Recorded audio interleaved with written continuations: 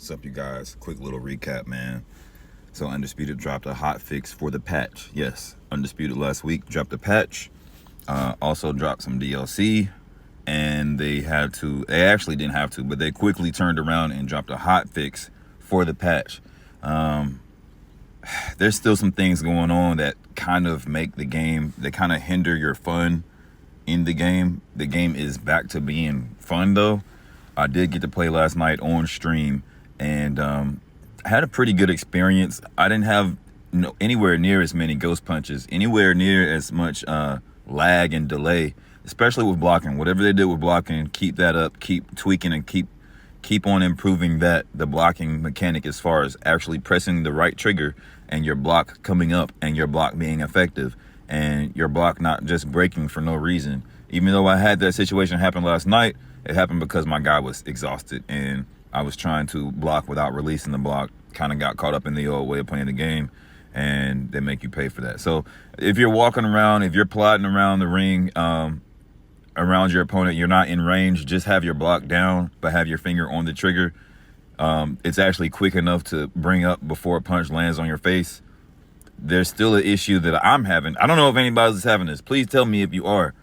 When I'm in close quarters with somebody, I cannot retreat. I cannot move back. There's like a whole second or second and a half where I can't move back. Like I'm literally laying on my joystick, laying on my controller to get it to go back, and it doesn't go back. If my person is just stuck, I don't know if we're stuck on each other's feet, if they're simulating guys stepping on each other's feet, or if there's some just gravitational pull towards the center of the ring. Because once again, there's instances where I'm trying to be on the ropes. And they just slide off and slide you to the middle of the ring.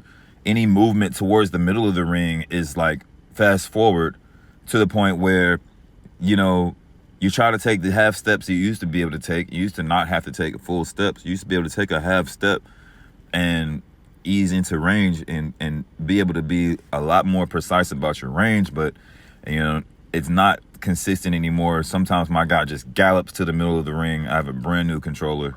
So a lot of things still to work on. It's just really, really nice to have a company that is actually putting forth effort. Is it always timely, and are they always super fast with it? No, but the effort is there. The energy is there. Hopefully, now that the game's out and it's circulating around, it's on the PlayStation Store, now hopefully we can be very consistent with new content, keeping it fresh.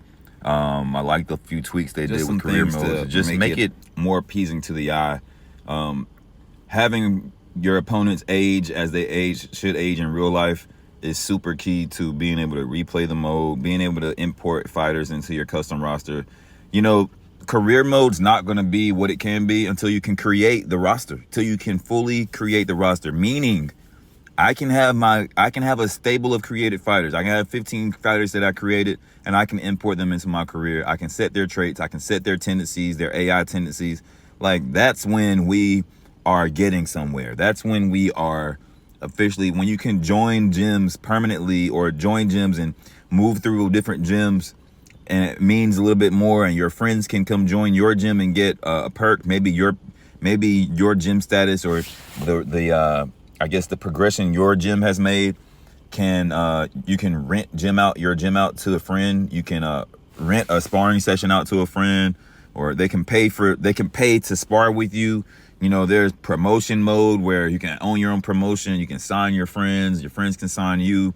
You can fight against other promotions. You can set up a PLE, where it's like you set up these main events where maybe it's a pay-per-view and you battle for other promotions on ticket sales, on gate sales, on pay-per-view buys, on things. Bro, let's put boxing in the game.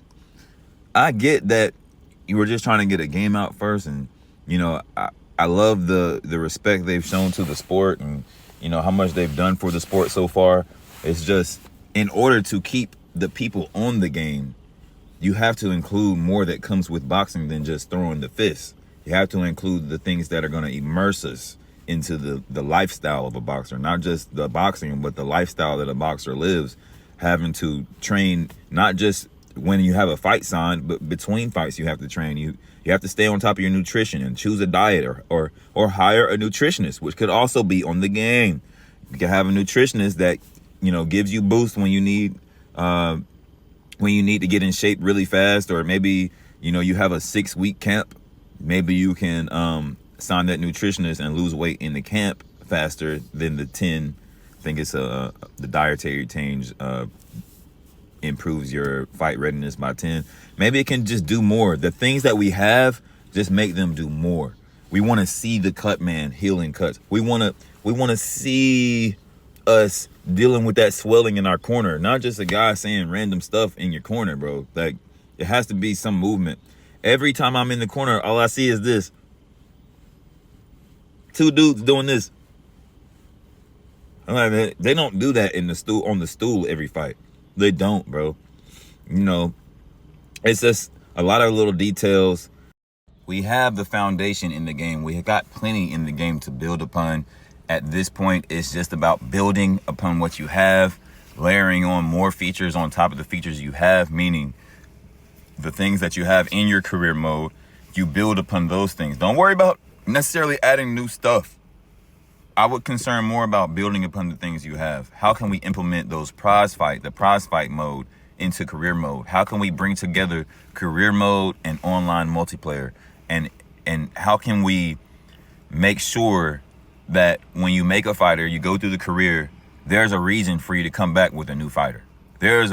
Can you come out of retirement? Can you fight your friends for a big pot and the pot be used on up cosmetics or up tattoos or upgrading your fighter? As long as it's not pay to win, we have hope, guys. And so far, it's not pay to win. You get better by fighting, and you improve your coach, and you get these traits. Hopefully the traits mean more down the line, because right now I'm not sure. There's only one use for a trait in the game as far as in career mode. Hopefully there's more to it than that. And they find a way to, maybe you have a step 1 of, you obviously already have Bomber 1, Bomber 2, Bomber 3, but what do these things really mean? And do we really know the effectiveness of these things? There's a lot of places that Undisputed can go, man. Just hope those guys stay encouraged and keep the fire and keep the fuel to the fire, and just keep on bringing us new heat, bro. People will slowly gravitate back to this game if they see it's being worked on. It doesn't have to be perfect, but you guys got to stay active and keep talking to the community. And we'll be here, bro. Respect the game. We out.